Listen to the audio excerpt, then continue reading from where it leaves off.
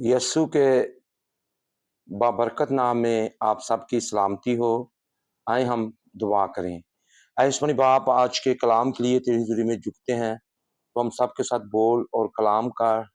तेरा कलाम हमारी राह के लिए रोशनी और कदमों के लिए चिराग है। खुदाम, जो भी आज का कलाम सुने बरकत पाएं, हमें मुकम्मल तौर पर खुदाम सिखा। और खुदाम, तेरे कलाम में लिखा है पाक रूह में सब बातें सिखाएगा, सब बातें याद दिलाएगा। खुदा सब कलाम को तवज्जो से सुने, ये कलाम उनके जिंदगियों में घर कर जाए, यस्सु के नाम से आमीन। कि मेरे साथ निकालिए इफसियों 3 बाब की 20 आयत का मुतालिया करेंगे। लिखा है, अब जो ऐसा कादिर है कि उस कुदरत के मुआफिक जो हम में तासीर करती है, हमारी दरख्वास्त और ख्याल से बहुत ज्यादा काम कर सकता है। Praise God, hallelujah. और आपने इफसियों 3 बाब की 16 से 21 आयत का जरूर मुतालिया करना है। मैंने आपके सामने 20 आयत पढ़ी है। आज का जो हमारा टॉपिक है वो है कि रूह की कुव्वत को काम करने दें। ईमानदारों के लिए जो सबसे बड़ी कुव्वत है वो रूह कुद्दस है। और रूह कुद्दस ईमानदारों के अंदर रहता है।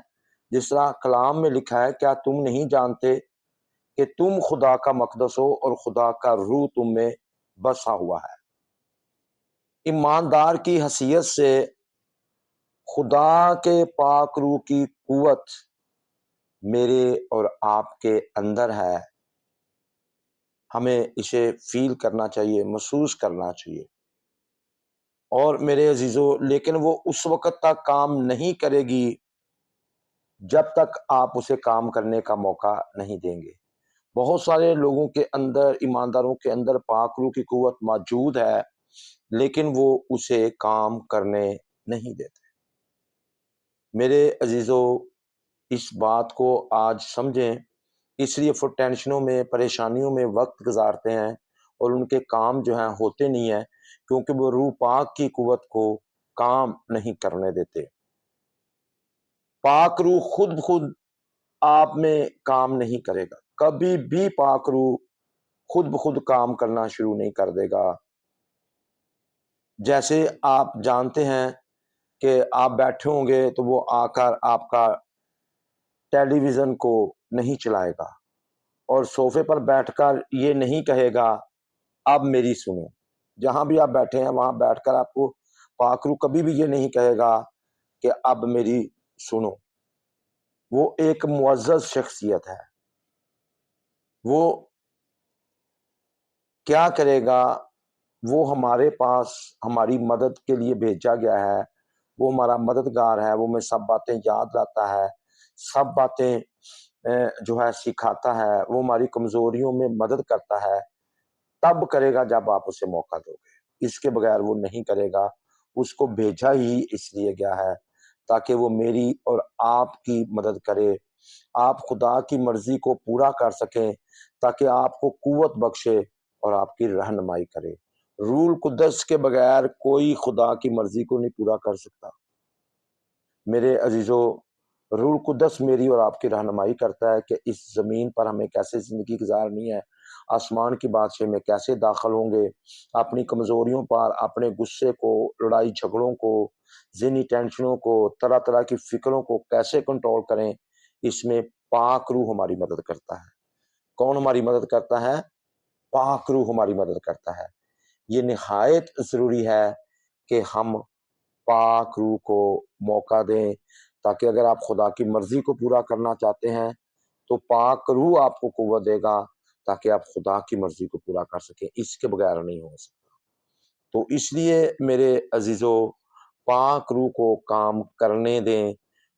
और आपके अंदर पाक रूह उस वक्त तक کچھ نہیں کرے گا جب تک آپ اس سے درخواست نہیں کریں گے۔ پاک روح سے درخواست کریں کہ یسوع کے نام سے تو میری زندگی میں کام کر، یسوع کے نام سے اے پاک روح میری کمزوری میں مدد کر، یسوع کے نام سے اے پاک روح میں خدا کی مرضی پوری نہیں کر رہا، مجھے خدا کی مرضی پوری کرنے کی طاقت قوت دے۔ یسوع کے نام سے اے پاک روح جو میرے رکے ہوئے کام ہیں میں کس طرح سے کروں ان میں میری رہنمائی کر۔ پھر پاک روح آپ کی رہنمائی کرے گا اور آپ فتح پائیں گے۔ جیسے یعقوب کے خط میں لکھا ہے، اگر آپ یعقوب کے خط کا مطالعہ کریں تو وہاں لکھا ہے اگر تم میں کوئی مصیبت زدہ ہے تو دعا کرے، دعا کے وسیلہ سے آپ کے اندر روحانی قوت کام کرنا شروع کر دیتی ہے۔ ایک اور طریقہ کیا ہے، جب آپ دعا کرنا شروع کرتے ہیں روحانی پاور آپ کے اندر کام کرنا شروع کر دیتی ہے۔ اور میں نے بہت سے خادموں کو دیکھا، ابھی دیکھتے ہیں جب وہ دعا کرنا شروع کرتے ہیں ابلیس کی چیخیں نکل جاتی ہیں، وہ رونا شروع کرتا ہے، وہ زمین پر گر پڑتا ہے۔ اسی طرح جو بھی آپ کے خلاف ابلیس کے منصوبے ہیں، جو بھی ابلیس نے کیا ہے، جب آپ دعا کرنا شروع کریں گے، دعا کا مطلب ہی درخواست کرنا ہے، آپ خدا سے درخواست کر رہے ہیں، پاک روح آپ کی مدد کرنا شروع کرے گا، سارے آپ کے مشکل حالات آپ کے پاؤں کے نیچے آ جائیں گے۔ پریز گاڈ، ہالیلویا۔ اور میرے عزیزو یہ ایسا ہی کریں، اس کے بارے میں آپ غور کریں۔ قادر مطلق خدا روح، وہ روح جو پانیوں پر جنبش کرتا تھا، پیدائش کی کتاب میں آپ کو پتا ہے کہ خدا کا روح پانیوں پر جنبش کرتا تھا، اور دنیا کی تخلیق کے وقت خدا کے کام کو، جو خدا اس کو کلام بولتا تھا، خدا صرف بولتا تھا، اس کو پورا روح القدس کرتا تھا۔ وہی روح آپ کے اندر ہے، آپ کے انتظار میں ہے کہ آپ اسے پکاریں، آپ بولیں۔ لیکن میں معافی کے ساتھ کہتا ہوں بہت سارے لوگوں کو نیگیٹو منفی باتیں کرنے سے فرصت نہیں ملتی، تو وہ پازیٹیو کیسے بولیں گے؟ اس لیے جیسے خدا نے بولا اس طرح آج مجھے اور آپ کو بولنے کی ضرورت ہے۔ خدا نے پاک روح کو ہمارے اندر اس لیے رکھا ہے کہ تاکہ جو کچھ ہم کلام کے مطابق بولتے ہیں پاک روح سے پورا کرنا شروع کریں۔ میں آپ کو یہ بتانا چاہتا ہوں، اگر آج یسوع آپ کے گھر میں آئے اور آپ کے ساتھ آ کر بیٹھ جائے، آپ کے گھر میں بیٹھیں، تو آپ سب کچھ بھول کر کیا کریں گے؟ سب کچھ چھوڑ دیں گے، جو بھی آپ کر رہے ہیں آپ یسوع سے باتیں کریں گے۔